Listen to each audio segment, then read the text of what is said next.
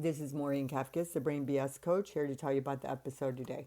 In this episode, I speak with Kim Job about how she discovered coaching, her time working at the Life Coach School, and what inspired her to leave there. She also shares how her definition of success has evolved over the years and why we must do business our way. Oh, yeah, and she puts an end to niche drama, so all you coaches out there struggling want to make sure that you listen to this episode. Here you go. Episode number 130 of the Brain BS podcast, Redefining Success with Kim Job. Do you want more out of your life but not exactly sure what that might be? Are you longing for something but can't quite put your finger on what it is? That is the universe speaking to you, and it is time to listen up. I'm your host, Maureen Kafkas, the Brain BS coach. I created the Brain BS podcast to help people define what success means to them and show them how to get it. I help you to let go of fear and doubt and prepare your nervous system for success. I show you how to understand your own energy and to trust yourself to make all the decisions. If you are ready to go inward and stop looking outside yourself for all the answers, this is the podcast for you. Now let's get started. Hello and welcome back to the Brain BS podcast today. I have another special guest here. I like to think of all the guests as special.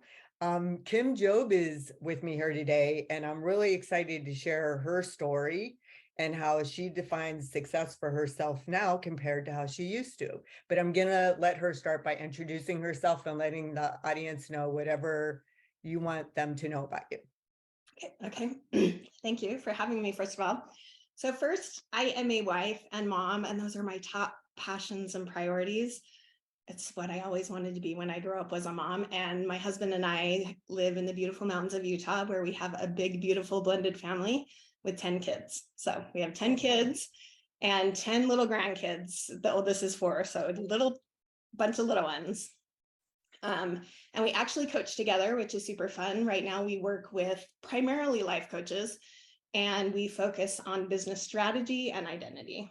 So he's not certified through the Life Coach School. He's trained in some other modalities, and then I bring the Life Coach School and some other things. And it's kind of a magical combination because I focus on strategy in the A line, and he actually reads energy. So he's watching them the whole time and really is able to pinpoint what's really holding them back, which is really powerful. So I love that, because that's sort of like, for me, hits the nail on the head of what coaching should encompass, not just the thought work and the actions, but it also has to address the feelings and the energy.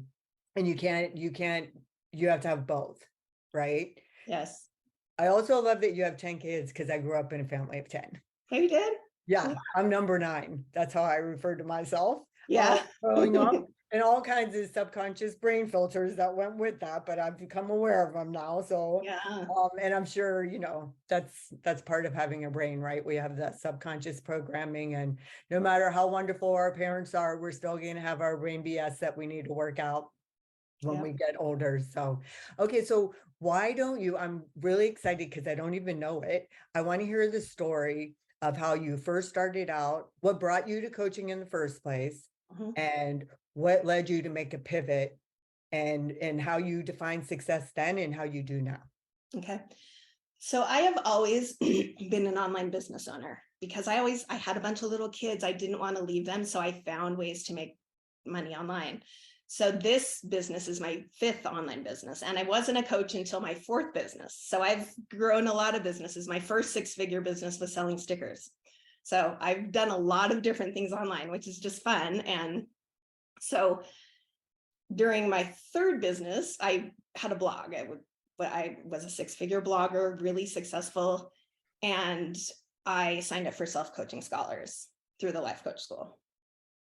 And one day on a call, Brooke said that she was hiring, and it was actually self-confidence month. And I don't know if you were a part of it then, but during self-confidence month, she had us do a dare of the day every day. So she said she was hiring. I didn't need a job. I had my blog. I was very happy with that, but I was like, I'm going to apply just for my dare of the day. So I applied, I got the job, and I ended up working there full-time for 4 years. And that was my introduction into coaching. Like, I knew of it before because I'd been following the podcast and following her, but I didn't become a coach until after I had worked at the school for 2 years before I went through certification myself. So Okay, question. First of all, what led you to join Self-Coaching Scholars? And also, I just want the audience to know that Brooke is Brooke Castillo, who owns the Life Coach School and certifies coaches, and that's where both Kim and I received our certifications. So what led you to join Self-Coaching Scholars in the first place? yeah, I've always loved personal growth and self-development. I had a really hard childhood that I feel like I've always been trying to heal from. I've always had the story that my trauma broke my brain and that I had to figure out how to deal with my life with this broken brain. And then one day I heard a quote, something like, I don't even remember the exact quote, but it was something like, it's true that trauma changes your brain, but healing does too. And when I heard that, it like gave me Oh, hope and like lit a fire in me. So I just set to work learning everything I could about coaching and healing and hypnosis, like everything. I'm an avid learner. So give me all the information. I want to learn all the things that I can. So it was my own personal, road to healing that led me to coaching, really. So. well, and just out of curiosity, I need to know what you were blogging about. Oh, all the things. It literally was whatever was on my heart and soul at the time. And that is one thing that I've really discovered about myself and had to allow myself to do in my business is I pivot all the time. I talk about anything I want. I teach this and then I teach this and then I teach this. And I just know that about me. That is how I am. It's how I'm always going to be. It's what lights me on fire. And so to not do it is dumb.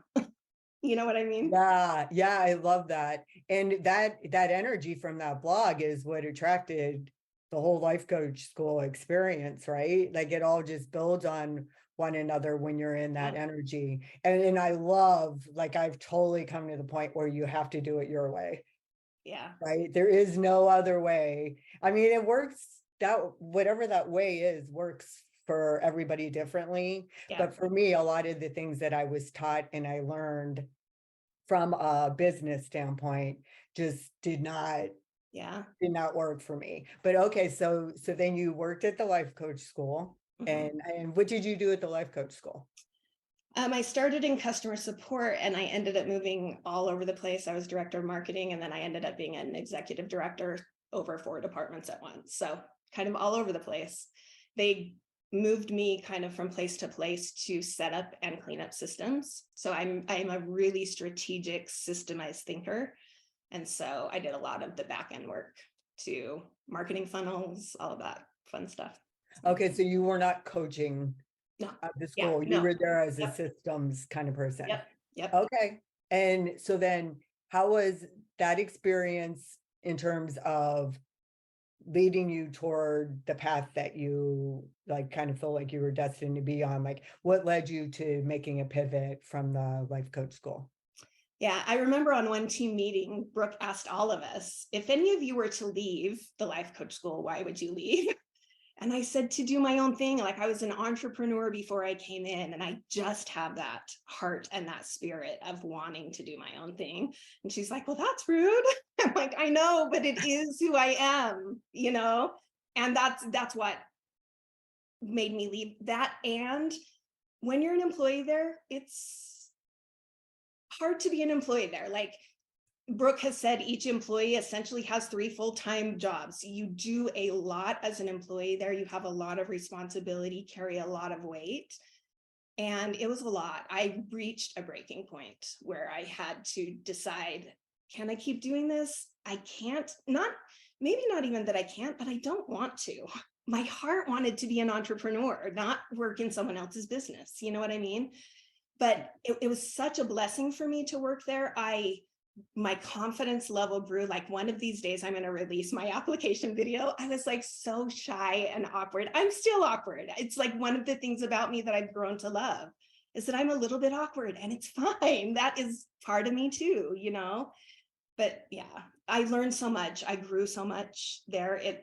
It was like the hardest and the best thing I've ever done. You know how the best things are always the hardest things. That's Yeah. working And with you them. bring up a good point, sustainability, Yeah. because And for all of us, it's different, right? So in this journey, whether you're trying to be an entrepreneur, a coach, or anything else that you're trying to do that you haven't done before, it's going to really challenge you in so many ways.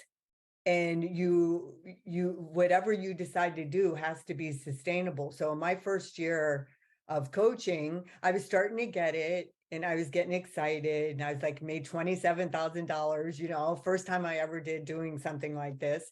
Yeah. And then like before I knew it, I was just like, oh my God, I can't do this. Like I can't keep doing this. Like, and I learned that pretty early on. It was in the probably by before the end of the first year. The thought of trying to renew people and to sell them Yeah. my services and to try to overcome money objections and do all the things that we were taught to do, Yeah. that was my version of being a employee at the life coach school. It was Right. like, oh my God, I can't do this. Like it Yeah. was like literally, it was killing me. And it shouldn't be. When you're trying to do something so meaningful and positive, it really doesn't have to be as painful as we're led to believe. Yeah, there's going to be some discomfort, Yeah. but we're suffering out there because we're trying to do things the way other people told us to, and we're trying to value things that don't matter to us. Yeah, I actually have a little bit of a different mindset. Like coaches are often saying, like, live outside your comfort zone. That's where growth happens. I actually think you can grow your business inside your comfort zone very easily. Like, do what you're already good at. Why live outside your comfort zone? That was one of the biggest ahas for me once well, first of all, the other thing the life coach school gave me was an identity shift money wise. I made more money there than I had ever been able to make in my own businesses. And that shifted something for me because then once I left there, now I make even more than I made there, working way less hours. Like it was magic in that regard because it shifted my money mindset just because I made more. And it's like once you make a certain amount, somehow your identity shifts and you can make that amount again. You know what I mean? Yeah. Plus you have that, you had, I just want to point this out because you had all that experience of these online businesses prior to doing this. Yep. So for those of us that didn't have that, like I'm at the beginning of my 50s, I'm 59 now, I didn't even know how to turn on a Mac computer. Yeah. So like that's where the painful part comes in. It's really not around business. It's about your belief in yourself Yeah. and creating a nervous system to support Yeah. success. That's where it has to start. So for me, I do have to go out of my comfort zone because I don't have that experience to rely on when I Yeah. do it, but I know how far I can go out of my comfort zone now. Yeah. So it's like I can't be freaking out and panicking and feeling crappy all the time because I'm trying to grow. Yeah. Yeah. Like People. it, yes, it drives me crazy. I'll have a lot of clients come and they're charging whatever they're charging and they're not selling it. And I ask them why they're charging that amount. And they're like, well, so and so coach told me to because we figured out the math, but they can't sell it that amount because their nervous system can't sell it that amount yet. So, like, just because the math works doesn't mean you're going to be able to sell a $5,000 package if you're not ready to. Oh, So, it that totally is happened to the nervous me. system thing. Yeah. Yeah. Yeah. And Totally. that happened to me with the human design coach. So I thought it was someone who would understand this part of me, and I'm a projector in human design. Mhm. I have a cross of service. It was all bullshit that my business should be focused around making money. It doesn't mean that I won't make money, but that cannot be my priority. I was just looking over my design this morning. I do it almost every day. And I Yeah. was just like, no wonder I was so miserable and it was so difficult for me. So it's not just math. It's not just like starting to believe in that number. It's for Oh, some yeah. of us, the number is not the point. There's I other know. kinds of abundance to create that has nothing to do with money. Yeah. And that is what I learned. That's the most important thing that I learned about myself. That in order for me to make any amount of money, which I still haven't yet since that 27,000, because I haven't offered anything. I'm working on a course now and I will this year. Yeah. But I have such spiritual abundance and just abundance in general Yep. that I want the money, but I don't need it. It doesn't define me. It doesn't define my success anymore. And that's such a hard concept for people to wrap their head around, that you can have a successful business without making money. Oh no, I love it. And what you've created is you've created expansion. So there is space for the money to now come in. Oh yeah, I feel Right? it. Yeah. Yeah. So I'm looking forward to being able to talk about that at some point. But Yeah. even if I can't, like, whatever, I don't always know what the universe has in store for me, Right. and Your I business is totally about trust service it. because that's, yeah. Got Yeah. that. Love So that. if the money doesn't come in, Yeah. then I know that there's a different kind of abundance I'm supposed to receive that's more important for me and for the people who are following me. Yeah. And having that trust Right. is just everything. It's like peace of mind. It's like what you said when you left the life coach school and you went to do your own business. It's like coming home to yourself, right? Yeah. Yep. Totally. Yeah. So was it hard to leave the life coach school? I mean, was it a Yeah. stressful decision or did you think about it for a long time? I did think about it, and it was fascinating how it was such a part of my identity. Like I was Kim at the life coach school. You know what I mean? Yeah. It was, and yeah, it took it some time to shift away from that identity and trust that people wanted to be friends with me for me, not because I was Kim at the life coach school. And you know what I mean? I'm still in the process of that. I've had some trust issues with coaches sharing information that they've privately coached me on. And like it's been because I was Kim at the life coach school. So it's been tricky. It like people think, oh, you're so lucky you have a leg up because you were Kim at the life coach school. And I want to say, first of all, I earned that leg up. I had many businesses before it wasn't like that was handed to me, you know. Right. But I also want to say that, like, it does look like my coaching business was successful out of the gate, but it's because I started online businesses in 2004. I've been doing this for a long time. I had the skills already. So people need to realize that too. You know, when they see these coaches who have success, every single coach who has success has a long story of what created that success, and they had to figure it out for themselves too. And what you said is what every coach lands on. There's somewhere along that path where they have to stumble on themselves, and once they find themselves, magic happens. And until then it feels like a slog. Yeah. And you know what? It usually until it does happen, it feels pretty shitty. Yeah. So it's just like, and then all of a sudden, like I will totally say that anger was like my best friend in getting me to realize that enough is enough.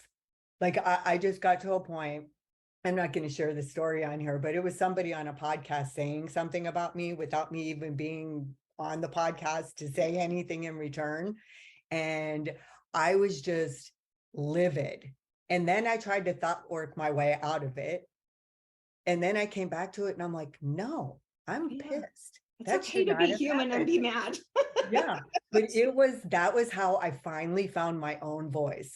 That day I posted on social media that I just hired the best business coach and I'm never hiring a different one. And it was me. Yeah, I And saw. so that anger can be really positive. It can really, all those uncomfortable emotions can really fuel you Yeah. and give you what you need to make the transformation and go to the next step. Yeah. So which brings up a good point, because I'm going to bring up a topic that comes up a lot in a coaching group that we have, and it's a lot of people trying to be successful, like Brooke is at the life coach school. She makes a lot of money, and making money is a big part of what they promote there. And the reason for that is because it used to be in the industry that nobody was making money. So it actually serves a purpose for the people who are focused on making money and wanting to learn how to do it. And it works for some people, but it doesn't work for everyone. And what I want to, you seem to have been able to make this transformation from leaving the life coach school to being in a place where you still respect Brooke, you have good feelings about her, and you're able to manage your brain BS around anything that went on there. And I feel like I did too, even if I didn't buy into the money making stuff and all that, and there was things that might have annoyed me, I'll forever be grateful for her and the model. Yeah. and learning that. I mean, never ever will I just say all or nothing things about her. Mhm. So maybe we can speak to that a little bit and be role models for some of these people here who seem to really have it out for her. Because it's Yeah. like she's 50-50, just like life is 50-50. We're all good and bad. Yeah. Just having seen behind the scenes, like I know Brooke's heart is with the coaches. And I think that everyone wants to say it's with the money. And like, yeah, she has the $100 million goal, and that matters too, but her heart is with the coaches. Like a lot of the things that she's created to create jobs for coaches. And if people really look at that, like her heart is with coaches. And I think people think that she has like weird motives. And I have never seen any weird, nefarious motive at all. All I've seen from Brooke is love. All I've seen from Brooke is love for the coaches, love for the community, wanting to serve them in the best way. And so, what I think coaches don't do enough is give Brooke the grace that we all would want for ourselves, and understand that just like we're business owners and we're figuring it out as we go, Brooke's a business owner figuring it out as she goes. Yeah, it would be nice if at step 0 she could have saw what was at step 20, but she couldn't any more than we can. So we need to give her the grace to grow step by step by step by step and figure out what she wants to do in her business and what it needs to evolve to become, just like we do. It's not any easier for her to figure it out than it is for us. She has to figure out every step, every level of resistance that she faces. She has to figure out what to do next. And that's just what she's doing in her business. And I think coaches are like, she knew this and she knew this and she should have done this and she should have done this. And I'm like, give her a little bit of grace and space.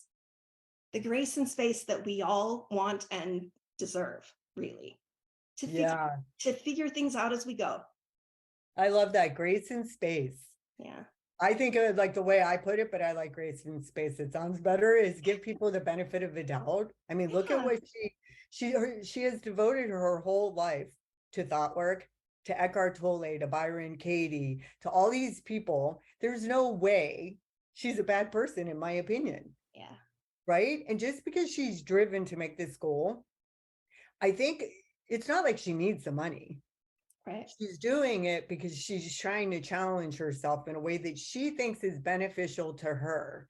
Just like we do that in our families when we start coaching and we start taking care of ourselves and we're setting boundaries. We can't worry about what other people think of us. We stay focused on our mission and our belief in ourselves. She's doing that on a larger scale Yeah. than most of us because she's achieved a lot of success and more people are aware of her.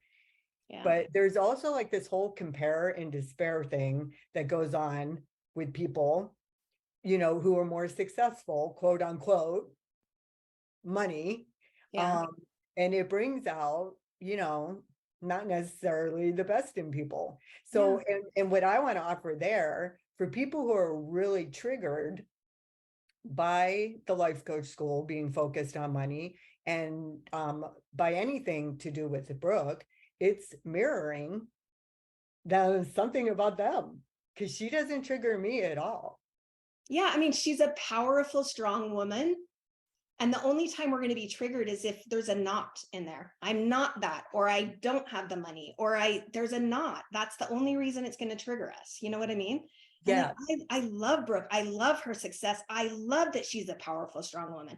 I don't want to be Brooke. I don't want to be her. I want to be me. I'm never going to be outgoing and strong and magnetic like Brooke is, because that's not me. I'm going to be a little shy and awkward and whatever. And that's my magic. And we all need to find our own magic. And when you do, like I always ask my clients, what are you here to say?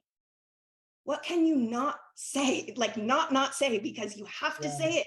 It's like on your heart so much that you have to say it. What are you here to say? What are you here to do? Find those things.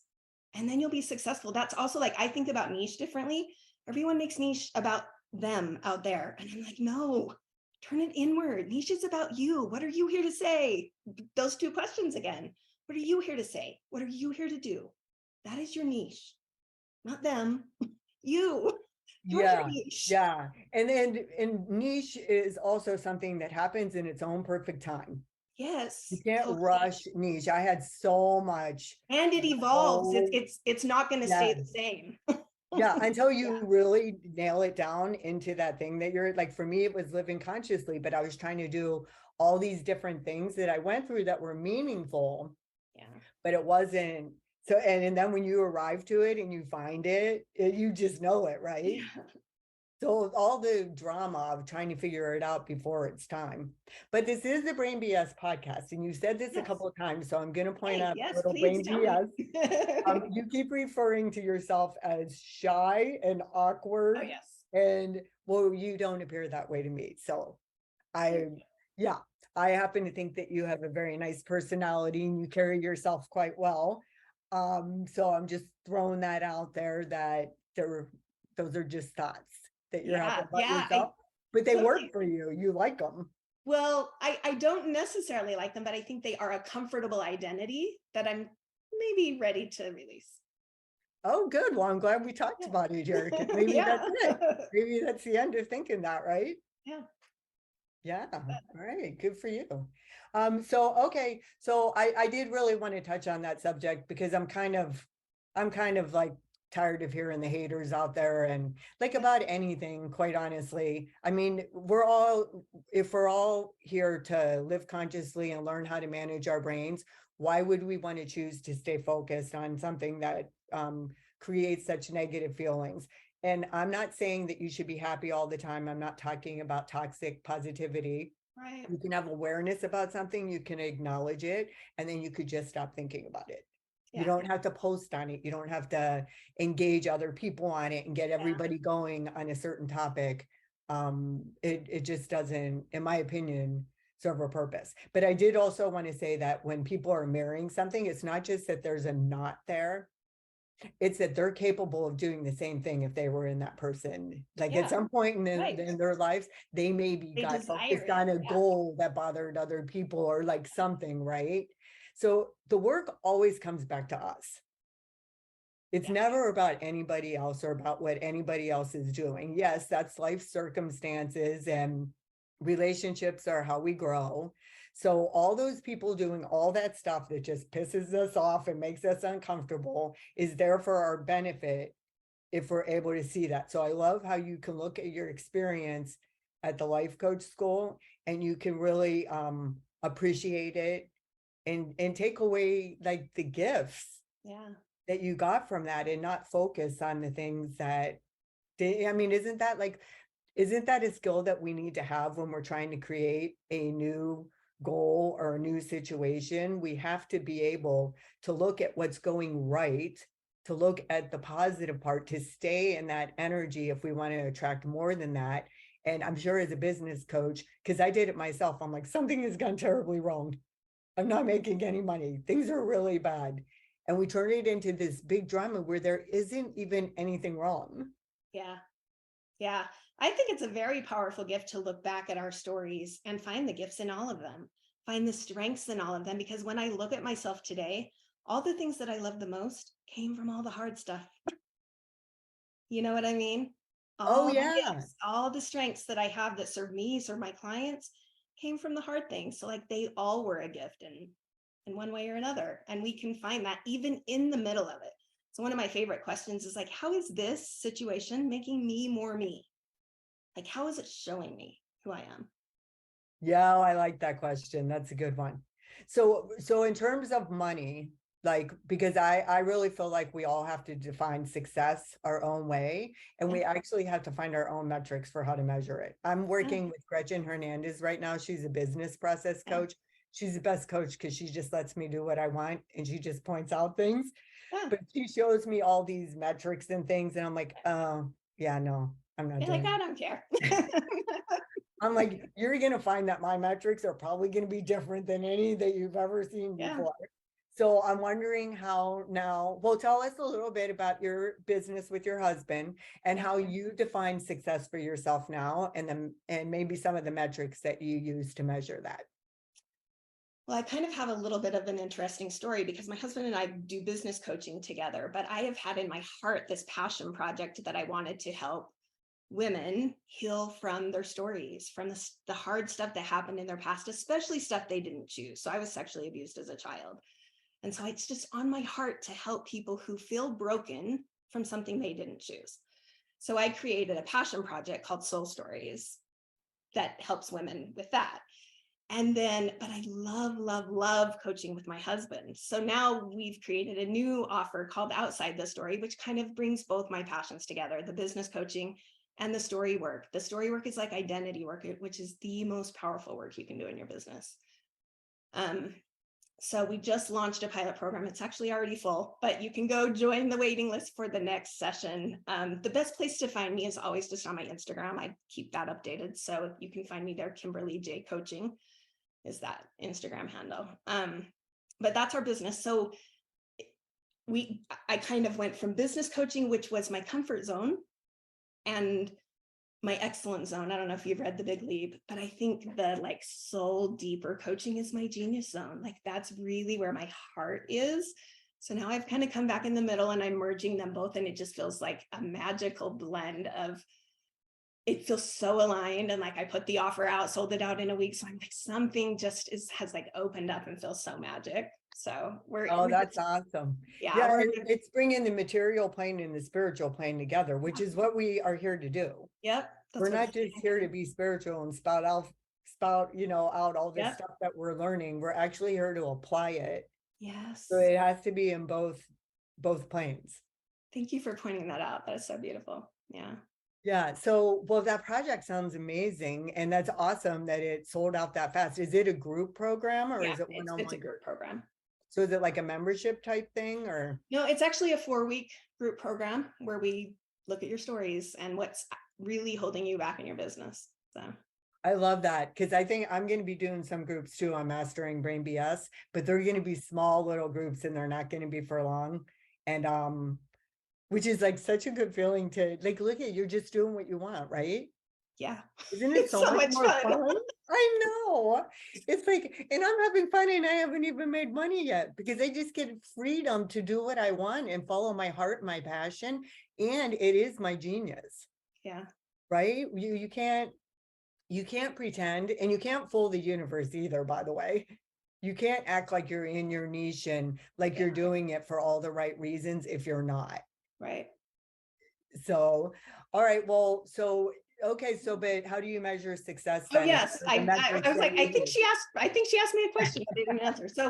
So of course, when I first left the life coach school, my measure was I need to make that 100K, and I made it easily in the first few months. But like it wasn't very satisfying. You know what I mean? And I always have money goals. Like I set a minimum target, an outrageous money goal, mostly so I can do the math and so that I have something to work towards. I like setting a target so that I can start walking toward the target, but not because it's about the money for me. So how I define success right now is success is when moment to moment, I ask myself what feels good and right. And then I go do that. Oh, I love that. I just had like this, not goosebumps, but like this energy or something go through me because that really is, it's being able to trust your inner authority and your intuition to know what's right. And it's because you're so aware of your mind body connection, isn't it? It's so important to love on your body and to listen to it. Yeah, and because like we want to plan for the future, but now is the only moment we have. Now is the only moment we really need to even listen to. And if we listen to that and follow our intuition, it's magic. It's so beautiful. Like we have so much wisdom that we don't know how to tap into. I didn't know how to until I knew. And now once you know, and it's amazing. So Yeah. And it's never going to be different than it is now, no matter how much money you make, no matter how many clients you get, no matter what you're trying to do, if it's outside of the coaching industry, you're never going to arrive and be completely whole and fulfilled and perfect. yeah, because we're human beings pulled by the mechanism of being human. We're always going to sell something and then have doubts. Can I really fulfill it? Every coach, it happens to all of us. We have the same doubts, the same fears, the same back and forth. Can I do it? Yes, I can. No, I can't. Can I? And like we all do the same thing because we're Yeah. human. And allowing ourselves to just be where we are and be guided by what excites us is so powerful. This is us doing this today because I've been texting and Yeah. DMing you for a while about when to do this. And it I had like, no, I'm not going to talk about it on here because it's a private transformation, but it was huge. This month Yeah. has been like insanely me like getting so powerful and speaking my truth in my mind and looking out for myself and having my own back. So it just feels so timely and perfect that you're here talking to me about this today, because I can literally, like, I feel your energy and I feel like it's mine. Like, it's a collective thing, right? Yeah. When you get to Yeah. this point, Synergy. Yeah. It's the collective. yes, you could totally feel it. And Yeah. it's just like, in my opinion, this is the way business is supposed to be run. It's not a competition.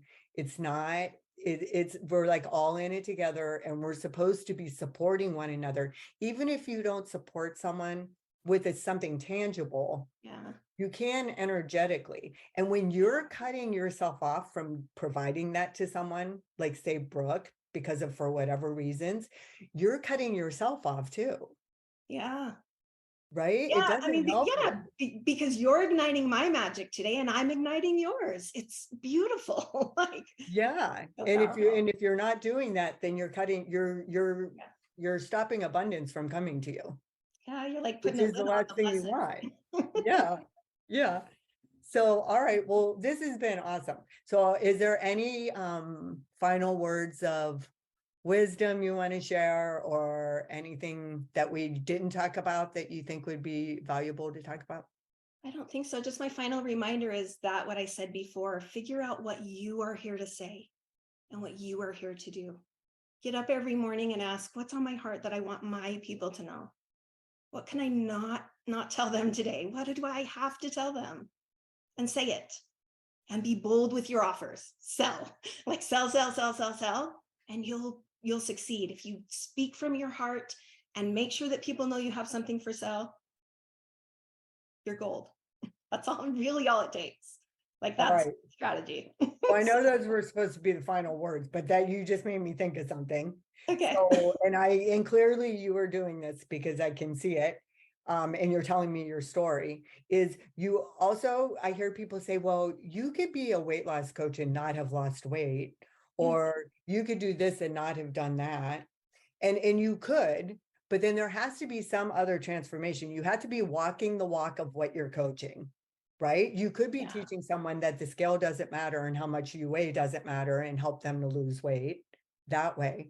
But if you're thinking, I shouldn't be coaching like this because I haven't lost weight, and that's where your head's at, and you're really focused just on the number of the scale with your clients, then you're not walking the walk. And if you're not walking the walk, then you're not embodying what you're coaching. Yeah. Yeah. One of the exercises that I have all my clients do, very first thing, I have them make a list of 10 things they want every single client to know and embody by the time they're done working with them. And make sure they're knowing and embodying those 10 things too. But those 10 things tell you who you are right now as a coach. You don't even need a niche, really, because those 10 things, if you just talk about them from every angle, your experience, a client experience, a quote, a story, all those things, that creates specificity, which is what picking a niche creates. But it also allows you to grow with your coaching business because you're going to learn and grow and want to teach new things and evolve. So I don't know if There that, you go. That yeah, was perfect. The final words of wisdom. There is no such thing as niche drama. You just yeah, gave people the solution of what, and even if it's not a coaching business and it's just like a career change, or it's whether or not you want to leave a relationship or stay in it, or whatever it might be, you write down the 10 things that you would want to your partner to embody or you to embody. I mean, it gives you insight into what you you're check going to in. do. That's what it is. We check out, or we want to give our, like, hand our lives over for everyone else to decide, but you check in. What are the 10 things that matter to me in this situation, or in this niche, or in this business, or in this marriage? And then create it.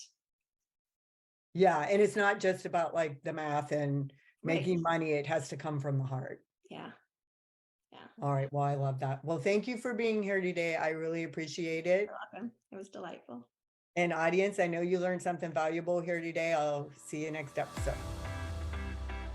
Thanks for being here and learning about Brain BS. I hope you enjoyed listening to the episode as much as I enjoyed creating it for you.